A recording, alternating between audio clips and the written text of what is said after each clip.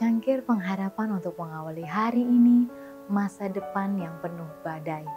Wahyu 13 ayat 12, dan seluruh kuasa binatang yang pertama itu dijalankan di depan matanya. Ia menyebabkan seluruh bumi dan semua penghuninya menyembah binatang pertama yang luka parahnya telah sembuh. Khayal Zakaria mengenai Yosua dan malaikat itu diterapkan dengan lebih tegas kepada pengalaman umat Allah pada penutupan hari pendamaian yang besar. Jemaat yang sisa akan menghadapi pencobaan dan kesusahan yang besar. Mereka yang memelihara hukum Allah dan beriman kepada Yesus akan merasakan murka naga dan bala tentaranya itu. Iblis menganggap dunia ini sebagai rakyatnya.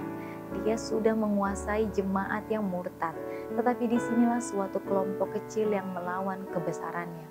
Jika dia dapat menghapuskan mereka itu dari permukaan bumi, maka kemenangannya akan lengkap.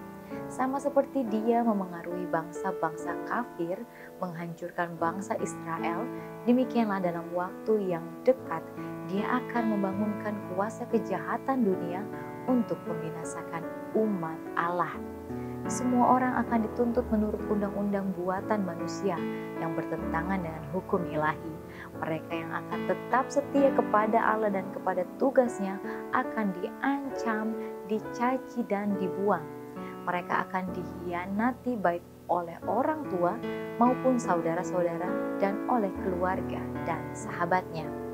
Satu-satunya pengharapan mereka ialah pada rahmat Allah. Satu-satunya pertahanan mereka ialah doa. Sama seperti Yosua memohon di hadapan malaikat itu, demikianlah jemaat yang sisa dengan hati yang remuk dan iman yang tekun memohon keampunan dan kelepasan melalui Yesus, juru damai mereka. Mereka sungguh menyadari betapa jahatnya hidup mereka. Mereka melihat kelemahan dan ketidaklayakan mereka, dan sementara mereka memandangi diri, mereka hampir putus harap. Penggoda itu siap menuduh mereka sama seperti dia siap menuduh Yosua. Dia menunjukkan pakaiannya yang kotor, kelemahan tabiatnya.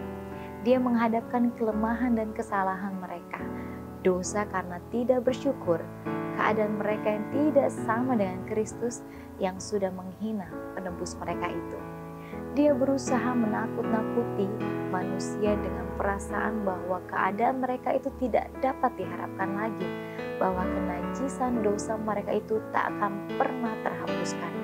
Dia mengharap dengan jalan demikian akan merusak iman mereka sehingga mereka menyerah kepada pencobaannya, meninggalkan kesetiaannya terhadap Allah, lalu menerima tanda binatang itu. Iblis mempertahankan tuduhannya terhadap mereka itu di hadapan Allah, serta menyatakan bahwa mereka tidak berhak lagi mendapat lindungan Allah karena dosa mereka itu, lalu menurut haknya untuk membinasakan mereka sebagai pelanggar.